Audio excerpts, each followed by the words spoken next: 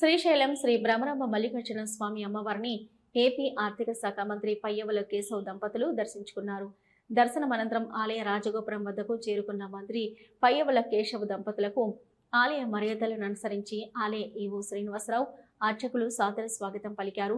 అనంతరం శ్రీ స్వామి అమ్మవారిని దర్శించుకొని ప్రత్యేక పూజలు నిర్వహించుకున్నారు. అనంతరం అమ్మవారి ఆశీర్వచన మండపంలో మంత్రి పయ్యవుల కేశవ్ దంపతులకు ఆలయ అర్చకులు వేద పండితులు వేద ఆశీర్వచనం చేయగా ఆలయ ఈవో శ్రీనివాసరావు శ్రీ స్వామి అమ్మవారి తీర్థ ప్రసాదాలు శేష వస్త్రాలు శ్రీ స్వామి అమ్మవారి చిత్రపటాన్ని అందజేశారు.